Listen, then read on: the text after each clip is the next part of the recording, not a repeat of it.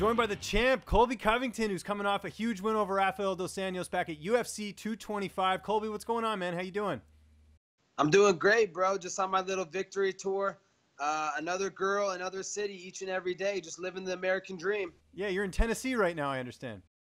Yep, over in Chattanooga, Tennessee, visiting my mom, seeing some historic Civil War stuff out here. So it's been a great time. That's awesome, man. Now, let's talk about the fight. Obviously, you get the title. You proved a lot of people wrong. Were you surprised to see a bunch of people picking or saying that RDA won that fight? I thought it was pretty clear-cut you won the matchup. I didn't see anybody pick him to win. You know, he hung his head. He knew he lost. You know, I wobbled him a couple times. You know, I won 5 rounds to 0. You know, he didn't win 1 round. I rewatched the fight. I don't see him winning any rounds. So it was a dominant, unanimous ass beating. So, you know, he even knew he lost. So I don't know what all the snowflakes are saying, but, you know, that's the thing. And no matter what I do, you know, I could save a kid from a burning building. They're going to still say that I'm a bad guy, and I didn't really save the kid. It's fake news. Yeah, no, I hear you on that. How did you celebrate after that win? Oh man, I had two bitches in my hotel room. You know, I had the belt. I was with one doggy style, the other one sucking on her titties. Man, it was a crazy night, man. It's just, you know, everything a champion should do. You know, you got to celebrate the right way. Did any headway on you seeing Donald Trump? I know you talked about after you were going to deliver the belt to his desk. Yeah, we're going to go to the White House. You know, Dana White has said that he can make it happen. So, you know, it's just a matter of time. He's real busy right now. You know, he's doing his rallies. He was at the UN and stuff. So, you know, when things get settled down at the White House, we're definitely going to bring that belt to Donald Trump like a real American should do, a real American champion. You know, the Warriors, the Philadelphia Eagles, they're a joke, man. Like, no matter what your political side is, you know, whether you're Republican or Democrat, if the president and the White House invite you to the White House, you got to go, man. You're in America. You're making your living in this free country, you know, out of your silver spoons, you know, because of America, because of the freedoms and opportunities that you get in America.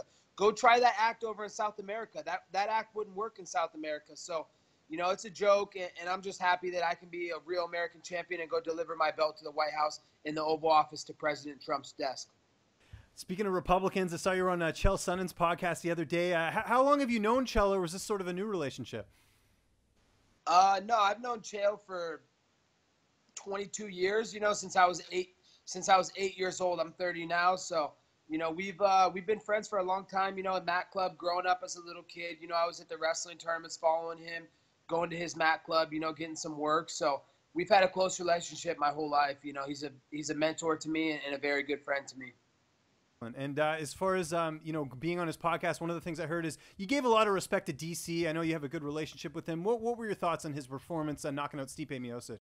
Yeah, he definitely proved that he's the greatest fighter of all time. DC's a legend, man. Yeah, I mean, he's a brave man just for holding the microphone in Sao Paulo when I beat Damian Maia. You know, you had the whole arena throwing hot dogs and beers at me, and for him to stand in there like a true champ and hold the microphone was a sight to see. So I got a lot of respect for DC. You know, he's an undefeated 21-0 2-division champion. No one's ever done that. So he's definitely the greatest of all time, and I hope I can get on the same card with DC. That would be a dream come true.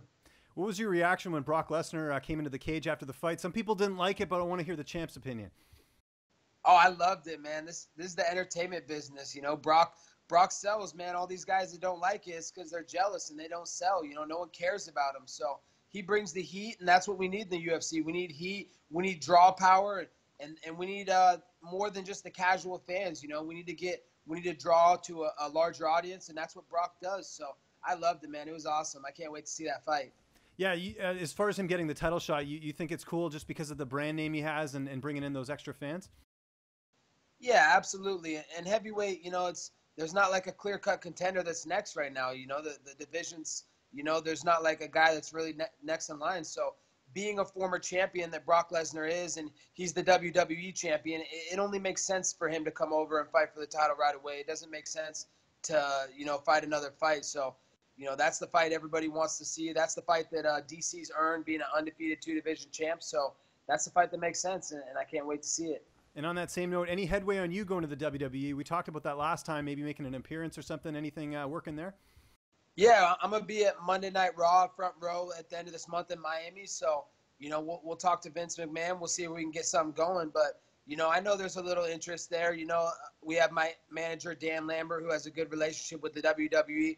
My friend, Bobby Lashley, who's an American Top Team rep.